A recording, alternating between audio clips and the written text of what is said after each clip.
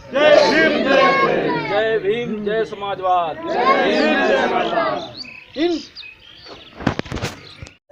लगातार जन विरोधी कार्य करती रही है और इनके जन विरोधी कार्यों से चाहे गरीब हो, मजदूर हो, किसान हो, चाहे युवा हो, सभी उससे जो है पीड़ित हैं, सभी प्रताड़ित हैं। सबको उम्मीद थी जैसा कि कहा जाए, लेकिन इस सरकार ने अपने नाम के बिल्कुल उलट काम किया, जो उनको बदनाम किया और जो जनहित के मुद्दे हैं, जो जरूरी है, आम लोगों के लिए जो मूलभूत आवश्यकताएं हैं, जो जरूरी है, उन सारी चीजों को किनारे कर दिया। जो आज के समय में जिस तेजी के साथ बेरोजगारी बढ़ी है और बेरोजगारी के साथ साथ महंगाई बढ़ी है, ये किसी से छिपा नहीं है, आप सभी को पता है। बेरोजगारी का आलम यह है कि आज प्रदेश के ही नहीं, देश के युवा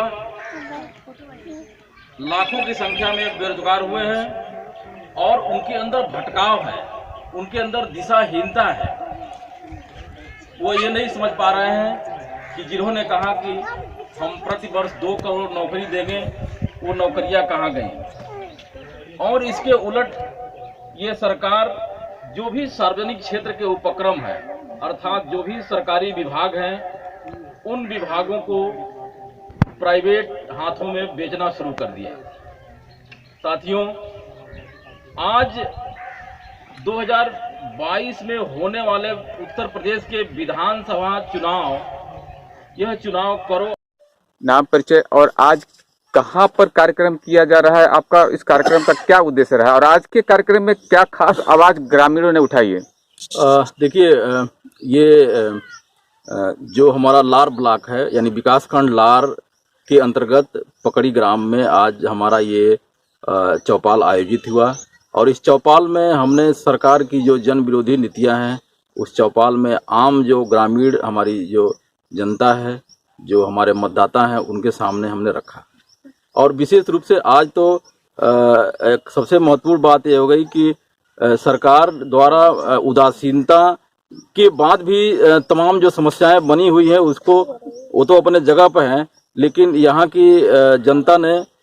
ईवीएम पर सवाल उठाए और कहा कि हमारा ईवीएम पर भरोसा नहीं है, ईवीएम के जगह पर बैलेट पेपर से चुनाव होने चाहिए। तो सरकार ने पेपर टेल मशीन लगाने की जो योजना की है, उसके बारे में जानकारियां हैं, आप लोगों को जानकारी दे रहे हैं जनता को? हाँ, उसको देखिए दिया जा रहा है, लेकिन जो आम ग्रामीण जनता है,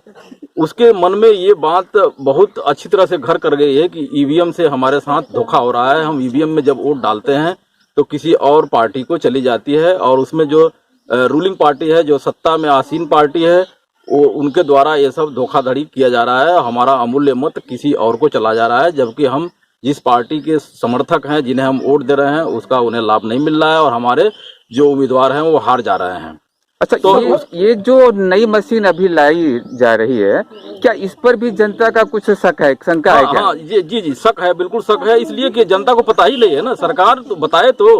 उसका लाभ हानि बताए कि हाँ पहले वाले ईवीएम से और ये कितना बेहतर है। जब आप बताएंगे तभी जनता का उस पर विश्वास जगेगा, जब आप बताएंगे नहीं तो शक तो रहेगा ही और हमेशा शक बना रहेगा, जिससे लोगों के अंदर आने वाले आसन्न 2022 के विधानसभा उत्तर प्रदेश के चुनाव को लेकर के लोगों के अंदर भय व्याप्त है और रहेगा भी, जब तक सरकार ये स्पष्ट नहीं कर देगी कि इस तरह के जो नए मशीन आए हैं उसका परिणाम और दुष्परिणाम क्या होगा, ये बताना होगा। सफलता प्राप्त कर आप क्षेत्र की जनता के लिए क्या करना चाहेंगे? देखिए, क्षेत्र की जनता, देखिए हमने इसके पहले भी हमने ये मुद्दे उठाए हैं कि सबसे इस विधानसभा क्षेत्र में जो सड़कें हैं सबसे खस्ता हाल में हैं और इस क्षेत्र के जो नुमाइंदे हैं उन्होंने जो है अपना 5 साल ऐसे बिता दिया और बिल्कुल खस्ता हाल सड़कें पड़ी